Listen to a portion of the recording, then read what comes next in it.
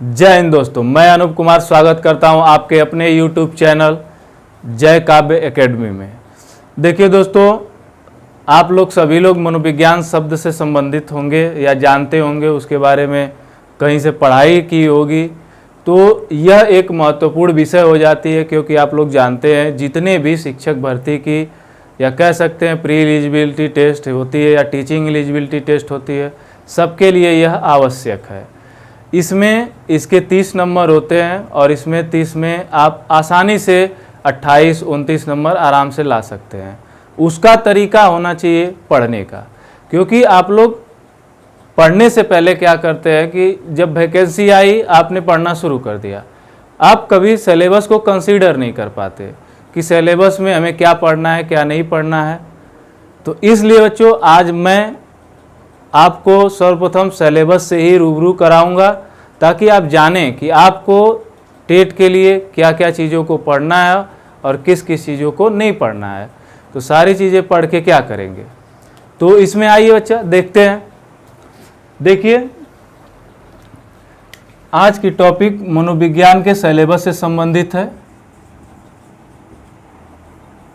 ठीक बच्चा, देखिए मनोविज्ञान की विषय वस्तु का मतलब है कि जो भी मनोविज्ञान में सिलेबस दिया गया है, मतलब पाठ्यक्रम जो निर्धारित किया गया है आयोग के द्वारा, वो किस किस तरह से किन किन चीज़ों को इंक्लूड किया गया और किन को नहीं इंक्लूड किया गया, उसके बारे में जानेंगे। देखिए, पहला क्या है, बाल विकास टॉपिक है। ठीक, अच्छा, थोड़ा सा इसमें आपको बाल विकास से ही शुरुआत मिलेगा टॉपिक का, लेकिन उसमें क्या है कि आपको थोड़ा सा उसमें अलग से मनोविज्ञान का इतिहास भी पढ़ना पड़ेगा, क्योंकि उससे भी कभी कभार एक आध दो क्वेश्चंस पूछ देते हैं। तो आइए पहले जानते हैं इसके बारे में। तो बाल विकास में देखिए, बाल विकास का अर्थ, ये आपका पहला टॉपिक का पहला पॉइंट है, बाल विकास का अर्थ। इसका मतलब है कि बालक के विकास का अर्थ का मतलब ये है कि आप बालक के विकास को किस रूप में दर्शा सकते हैं या किस रूप में देख सकते हैं, उसका मतलब क्या है, क्यों ऐसा किया जाता है, तो उसे कहते हैं बच्चा बाल विकास का अर्थ। आवश्यकता, तो बालक के विकास के लिए किन किन चीज़ों की आवश्यकता होनी चाहिए, किस किस तरह से बालक ग्रोथ करता है, वो आवश्यकता में आ जाती है। क्षेत्र, क्षेत्र मतलब जैसे कि किस क्षेत्र में बालक का विकास अत्यधिक हो रहा है, जैसे कि शारीरिक विकास हो रहा है, शारीरिक विकास होना चाहिए, सामाजिक विकास होना चाहिए, मानसिक विकास होना चाहिए, नैतिक विकास होना चाहिए, ये सब क्या है, विकास के क्षेत्र में आते हैं। ठीक है बच्चा, अब आगे चलते हैं हम। बाल विकास की अवस्थाएं, आप लोग जानते हैं कि बाल विकास की अवस्थाएं हैं, उनको भी कई कैटेगरियों में बांटा गया है। हर मनोवैज्ञानिकों के अनुसार अलग अलग अवस्थाएं बताई गई हैं। तो उसमें क्या है कि आपको जो अवस्थाएं पढ़नी है, पहले तो सामान्य तौर पे 5 अवस्थाएं हैं, लेकिन मुख्य रूप से आपको जो जिन अवस्थाओं के बारे में गहराई से अध्ययन करना है बच्चा, उसमें सिर्फ 3 अवस्थाएं आती हैं। ठीक है, अगला है उसमें बाल विकास की अवस्थाएं, फिर उसमें शारीरिक विकास, अभी हमने बताया ही कि शारीरिक विकास, मानसिक विकास, संवेगात्मक विकास, नैतिक विकास। ठीक है, ये सारे उसके पक्ष हो जाते हैं। अब उसमें बालक के अभिव्यक्ति और क्षमता का विकास। अभिव्यक्ति का मतलब होता है बालक अपने आप को किस तरह से प्रदर्शित करता है अपने आप में ही, क्योंकि वो बच्चा होता है, उसके बारे में उसको किसी चीज़ का पता नहीं है कि क्या हम गलत कर रहे हैं क्या सही कर रहे हैं, तो वो उसकी अभिव्यक्ति होती है, जो भी वह करता है वह उसकी अभिव्यक्ति होती है, तो वह उसको किस तरह से दर्शाता है उसके बारे में जानते हैं। फिर उसके बाद उसकी क्षमता का कैसे विकास होता है, जैसे कि अभिव्यक्ति में ही उसकी क्षमता देख लेते हैं। जैसे कुछ बच्चे होते हैं कि खेलने की तरफ ज़्यादा मतलब अट्रैक्ट रहते हैं, कुछ बच्चे होते हैं कि कॉपी किताब लेके घूमते रहते हैं या फाड़ते उड़ते रहते हैं, तो ऐसे उनकी अभिव्यक्ति को देखा जा सकता है कि वो किस तरफ का उनका झुकाव ज़्यादा है। आगे आते हैं बच्चा, देखिए उसमें अभिव्यक्ति एवं क्षमता का विकास हो गया। उसके बाद सबसे मुख्य चीज़ है सृजनात्मकता एवं सृजनात्मक क्षमता का विकास। सृजनात्मकता मतलब सृजनशीलता, मतलब उनके सोचने की शक्ति या नए नए चीज़ों को करने की शक्ति। जो भी वो नए कार्य करते हैं वह सृजनशीलता में आता है या सृजनात्मकता में आता है। और जब बच्चा नए नए कार्यों को प्रतिदिन करता रहता है, नए नए खेल अपने हिसाब से खेलता है, नए नए तरीकों से खेलता है, तो वह सृजनात्मक क्षमताओं का विकास में आता है। आगे है बाल विकास के आधार एवं उनको प्रभावित करने वाले कारक। उसमें देखिए प्रभावित करने वाले तो ऐसे देखा जाए तो बहुत से, कुछ ऐसे पक्ष हैं जो प्रबल रूप से प्रभावित करते हैं, कुछ ऐसे भी तत्व हैं जो क्या करते हैं कि डायरेक्टली भी प्रभावित करते हैं और इनडायरेक्टली प्रभावित करते हैं। उसमें से हमको क्या पढ़ना है, कौन से पक्ष प्रभावित करते हैं। तो देखिए बच्चा, इसमें वंशानुक्रम एवं वातावरण, वंशानुक्रम एवं वातावरण, देखिए वातावरण का मतलब होता है इन्वायरमेंट जो होता है वह भी प्रभावित करता है बच्चे का, क्योंकि बच्चे का जो संपूर्ण विकास है उसको माना जाता है कि बच्चे का संपूर्ण विकास वातावरण में ही संभव हो पाता है। ठीक है, तो उसमें देखिए दिया है कि पारिवारिक, मतलब सर्वप्रथम जो बच्चे का कह सकते हैं कि जो वातावरण होता है वह परिवार का होता है, इसीलिए उसने दे रखा है कि पारिवारिक वातावरण को भी समझना है, किस तरह से बच्चा पारिवारिक वातावरण में विकसित होता है, सामाजिक वातावरण में भी, और आपका विद्यालयी वातावरण। ये बच्चे देखिए बेटा, ये क्रम है कि किस किस प्रकार से बच्चे अपने अलग अलग वातावरण में जाते रहते हैं। आप लोग जानते हैं प्रारंभ में परिवार के वातावरण में रहता है वह, फिर उसके बाद क्या करता है वह समाज के वातावरण में जाता है या पास पड़ोस के वातावरण में कह सकते हैं। फिर उसके बाद जब बाल्यावस्था में प्रवेश करता है तो विद्यालयी वातावरण के तरफ अग्रसर हो जाता है। ऐसे ही जैसे जैसे इन्वायरमेंट उसका चेंज होता रहता है, उसके विकास में भी बदलाव आते रहते हैं, परिवर्तन आते रहते हैं।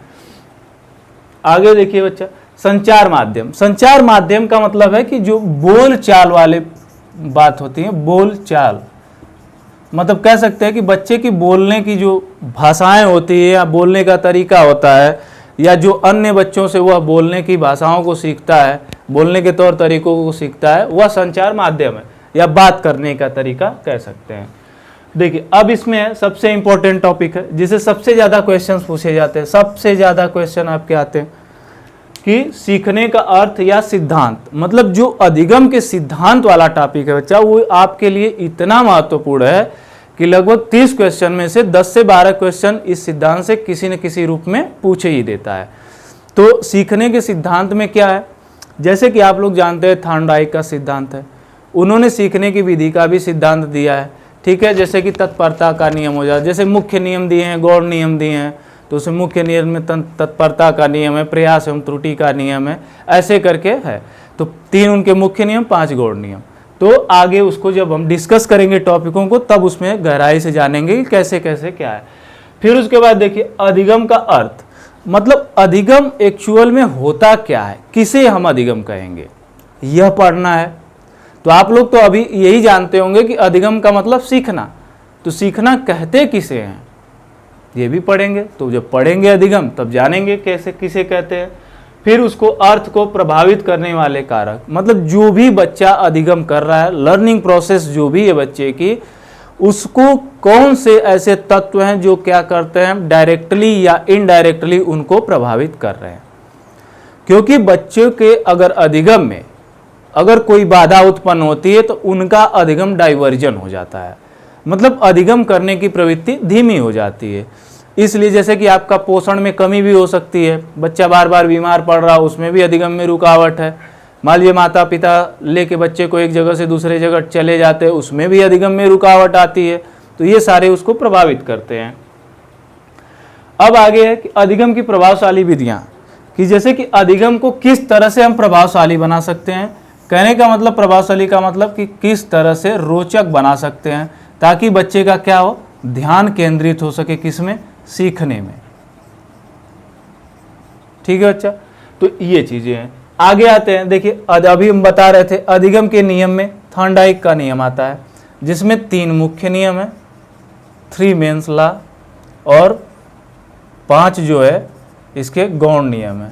ठीक, अगला है अधिगम के प्रमुख सिद्धांत। अब देखिए यहाँ पे सिद्धांत पढ़ना है, नियम और सिद्धांत दोनों अलग है। नियम और सिद्धांत को एक साथ नहीं रख सकते आप, नियम अलग होता है, सिद्धांत अलग है। सिद्धांत ये चीजें होती हैं कि जिसको आप साइंटिफिक प्रूफ किए हुए हैं, वो सिद्धांत कहलाते हैं। जिसको मनोवैज्ञानिकों ने प्रयोग के द्वारा यह सत्यापित किया है कि नहीं ऐसा संभव है, इस तरह से विकास हो सकता है, वो सिद्धांत होते हैं। नियम होता है कि जैसे कि प्रक्रियाएं बताई जाती हैं कि किस तरह से बच्चा कर सकता है तो ज़्यादा बेहतर कर पाएगा। तो उसमें प्रक्रियाएं सम्मिलित होती हैं और इसमें शोध सम्मिलित होते हैं, ये दोनों फर्क है। तो सिद्धांत अलग है बच्चा, नियम अलग है, दोनों को एक ना समझें। तो अधिगम के प्रमुख सिद्धांत में किन किन को पढ़ना है, तो देखिए स्किनर का सिद्धांत है, पावलोव का सिद्धांत है, कोहलर का सिद्धांत है, हल का सिद्धांत है, पियाजे का अधिगम सिद्धांत है और वाइगोत्स्की का भी अधिगम सिद्धांत है। ठीक है बच्चा। इसमें नैतिक विकास भी आ जाता है, आपका संज्ञानात्मक विकास आ जाता है। जैसे जैसे मतलब हम लोग पढ़ते चले जाएंगे उसमें चीज़ें इंक्लूड होती जाएंगी, क्योंकि बच्चे का हर पक्ष के विकास को हमको जानना है, क्योंकि विकास में उसके 5 पक्ष मैंने पहले ही इसके बारे में बताया। पहला शारीरिक पक्ष, दूसरा मानसिक पक्ष, तीसरा सामाजिक पक्ष, चौथा संवेगात्मक पक्ष भी कहीं कहीं मिल जाता है आपको, कहीं कहीं संज्ञानात्मक पक्ष भी मिल जाता है। फिर उसके बाद 5वां और अंतिम है जो नैतिक पक्ष है। तो सबको अलग अलग भी हमें पढ़ना पड़ेगा। अब आते हैं अधिगम के सिद्धांत का वक्र। मतलब ये है वक्र, पठार एवं इसके निवारण। वक्र का मतलब है कि अधिगम जो लर्निंग प्रोसेस है वह दिखाता है, वक्र यह प्रदर्शित करता है लर्निंग प्रोसेस का, कि मतलब बच्चा एक समय में कितना सीखता है, फिर उसको कितना कम सीखता है, कितना ज़्यादा सीखता है, कितना कम सीखता है, ये वक्र है। जैसे आप कह सकते हैं कि जो किसी चीज़ को ग्राफ पे हम प्रदर्शित करते हैं तो जरूरी नहीं कि उसमें कंटिन्यूटी जाती रहती है, कभी कम होता है कभी ज़्यादा होता है। तो वह चीज़ें जो लर्निंग प्रोसेस में जो घटती बढ़ती रहती है सीखने के क्रम में, कभी ज़्यादा सीख लिया कभी कम समझ में आया, तो वो अधिगम वक्र पे हम प्रदर्शित करते हैं या अधिगम वक्र के द्वारा ही प्रदर्शित कर पाते हैं। इसमें क्या है, और पठार, पठार का मतलब रुकावट। अभी हमने बताया कि जैसे कि अधिगम में पठार कब आते हैं, पठार तब आता है बच्चा जैसे कि बच्चा बार बार बीमार पड़ रहा हो, उसके मम्मी पापा ट्रैवलिंग ज़्यादा करते हों, तो लेके परिवार को, अपने बच्चे को भी लेके कहीं चले जाते हैं, तो क्या होता है कि विद्यालय से 2-4-10 दिन के लिए बच्चा गायब हो जाता है। तो अब उसमें जो बच्चा सीखना जैसे कि प्रारंभ कर रहा है, अब उसमें आप बच्चे को फिर कहीं लेके चले जाएं तो क्या होता है कि वो लर्निंग प्रोसेस में बाधा उत्पन्न होती है, क्योंकि सीखने के क्रम में उसके रुकावट आ जाती है, इसलिए बच्चा दिक्कत हो जाती है उनके सीखने में। और जो यही रुकावट में जो गैपिंग उत्पन्न होती है इसी को हम पठार कहते हैं। इसके निवारण है, निवारण आप लोग समझ रहे हैं कि अभी मैंने बताया कि जो इसके रुकावट हैं वो ना चीज़ें हों तो वो निवारण हो जाएंगी। जैसे बच्चे का इस तरह से पालन पोषण या ध्यान रखा जाए कि बच्चा बार बार बीमार ना पड़े, है ना। ऐसा नहीं है कि अब मम्मी पापा बच्चे पे ध्यान ही नहीं दे रहे हैं, कहीं गया गड़ा गुच्ची में कूद के आया, चोट लगा के चला आया और माँ बाप ध्यान नहीं दे रहे, तो उससे क्या होगा, अब वो विद्यालय नहीं जा पाएगा, ट्रीटमेंट चलेगा, उसका इलाज चलेगा। तो ये सारी चीज़ें बाधाएं उत्पन्न करती है। हाँ, बच्चों को बच्चा खेलने के लिए स्वतंत्र छोड़ देना चाहिए, क्योंकि खेल प्रक्रियाओं के द्वारा बच्चे बहुत कुछ सीखते हैं। लेकिन उसमें क्या है कि जैसे कि माता पिता ऐसा नहीं है कि छोड़ दिए तो अब बच्चे कहाँ खेल रहा है, कैसे खेल रहा है, क्या खेल खेल रहा है, उसमें गाइडेंस जरूरी होती है। माता पिता को देखना चाहिए कि बच्चा कोई अनुचित खेल तो नहीं खेल रहा है जिससे उसको दिक्कत हो जाए। आते हैं उसके बाद आती है शिक्षण विधियाँ। इसके भी 5-6 क्वेश्चन आपको अपने एग्जाम में देखने को मिल जाते हैं निश्चित तौर पे। अब क्या है शिक्षण का अर्थ, मतलब शिक्षण का अर्थ क्या है, शिक्षण का मतलब क्या होता है। अब सीखना और शिक्षण दोनों अलग है। शिक्षण वो होता है जो सीखने के लिए हम पढ़ते हैं, या कोई अध्यापक जो हमें सिखाने के लिए जो भी विषय वस्तु का ज्ञान कराता है वह बच्चा शिक्षण है, उसको हम ले रहे हैं, मतलब उस ज्ञान को जो ग्रहण कर रहे हैं वो शिक्षण में आता है। तो शिक्षण का अर्थ विधियाँ, मतलब किस किस प्रकार से बच्चों को शिक्षण दिया जा सकता है, ये विधियाँ आती हैं।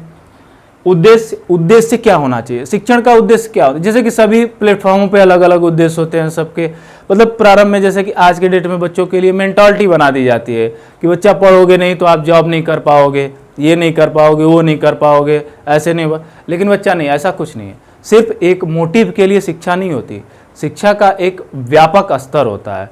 आप अगर शिक्षित हैं तो आप समाज में कहीं भी अपने आप को एक अपने ही अलग रूप में अपने आप को प्रतिस्थापित करने की क्षमता रख सकते हैं। जरूरी नहीं कि आप नौकरी कर रहे हैं तभी आपको मतलब कोई मान सम्मान मिलेगी, आप अपने व्यक्तित्व को भी निखार सकते हैं शिक्षा के माध्यम से।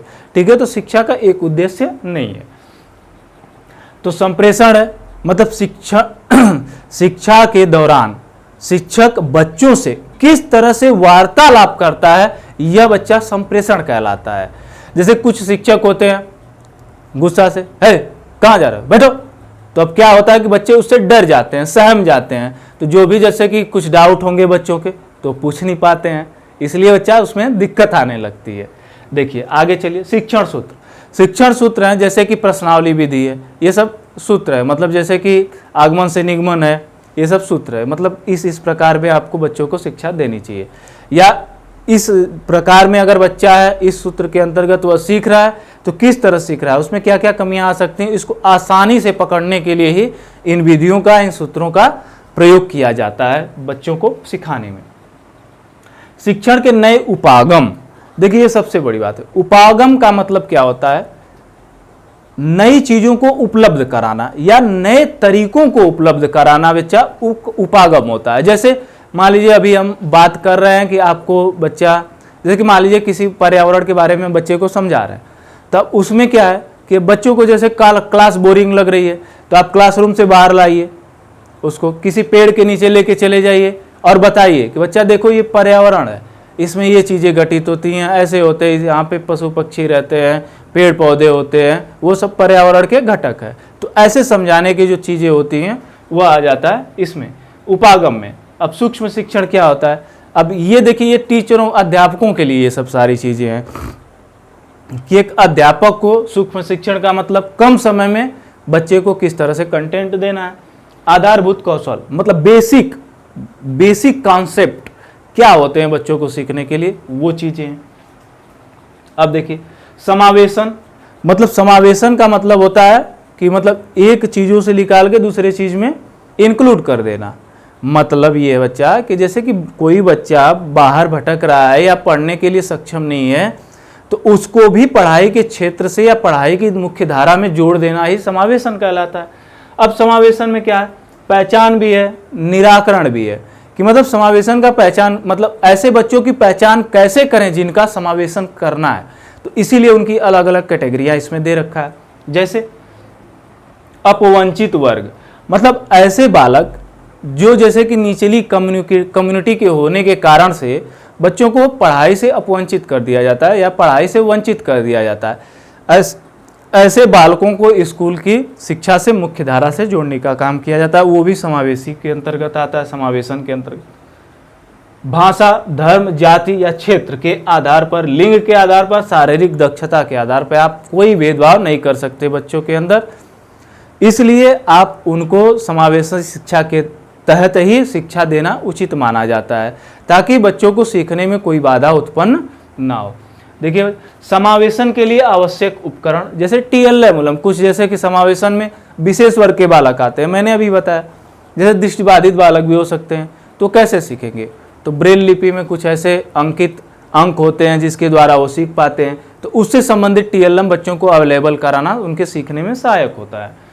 अब क्या है, समावेशित बच्चे का अधिगम जांचने हेतु उपकरण, मतलब जो भी बच्चे विशिष्ट बालक होते हैं उनका थोड़ा सा लर्निंग प्रोसेस चेक करने में या उनके जांचने में थोड़ी सी कठिनाई आ सकती है, क्योंकि वो सामान्य बालकों जैसे नहीं है कि आप किसी चीज़ का टेस्ट लिए तुरंत उसका रिस्पॉन्स मिल गया।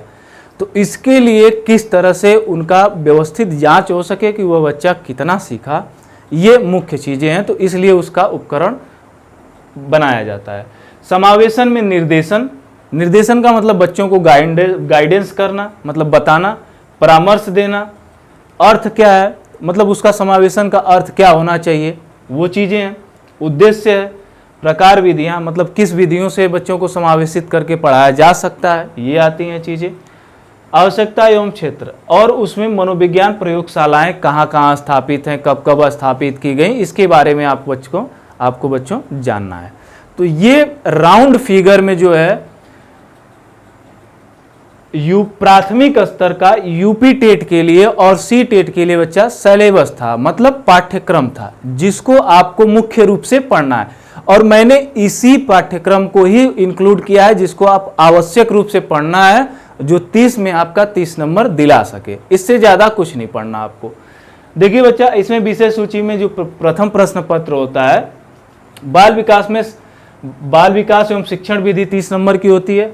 अगर टेट में कहें तो इसमें सिर्फ सिद्धांत रहेंगे, शिक्षण विधियां थोड़ी पेडागोजी जिसे कहते हैं शिक्षण का थोड़ा सा कम मात्रा होती है, लेकिन वही जब सीटेट में जाएंगे तो 15 क्वेश्चन हो जाते हैं, 15 विधियों मतलब 15 क्वेश्चन सिद्धांत से हो जाते हैं और 15 क्वेश्चन जो होता है शिक्षण विधियों से हो जाते हैं। भाषा प्रथम का मतलब पहली भाषा, ये तो अनिवार्य रहती है हिंदी सबके लिए, वो भी 30 नंबर की है। द्वितीय भाषा, इसमें आप सिलेक्शन कर सकते हैं, आप जिस भाषा को लेके देना चाहते हैं एग्जाम, चाहे अंग्रेजी आपकी अच्छी है, किसी की उर्दू अच्छी है, किसी की संस्कृत अच्छी है, तो आप इसमें सिलेक्शन कर सकते हैं, आपके पास ऑप्शन अवेलेबल है। मैथमेटिक्स या गणित 30 नंबर की होती है ये भी, और पर्यावरण भी 30 नंबर का होता है। मतलब सब मिला के आपका टोटल जो है 150 क्वेश्चन उतने ही 150 नंबर के होते हैं। ठीक है बच्चा, तो मेरा कहने का मतलब ये था बच्चा कि सिलेबस से इसलिए मैंने परिचित कराया कि मैं जो भी टॉपिक आपको पढ़ाऊं, आप उस सिलेबस को जानते रहेंगे तो पढ़ने में आसानी होगी कि नहीं, हाँ सर ने ये चीज़ें बताई थी, ये हमको पढ़ना है। अनावश्यक चीज़ें मैं नहीं पढ़ाऊंगा, नहीं अनावश्यक चीज़ें आपको पढ़ने के लिए कहूँगा। आपको एग्जाम ओरिएंटेड चीज़ें मिलेंगी, एग्जाम ओरिएंटेड कंटेंट मिलेंगे। तो सो बच्चा, आप प्लीज़ बिलीव करिए इस चैनल पे, और चैनल को सब्सक्राइब भी करिए, और जितना अधिक से अधिक शेयर कर सकते हैं शेयर करिए। और जो भी आपको इस विभाग में या मनोविज्ञान से संबंधित जो भी जानकारी आपको पूछनी है, आप कमेंट बॉक्स में टाइप करके बता सकते हैं। तो ओके बच्चों, all the best, best of luck, जय हिंद, नमस्कार।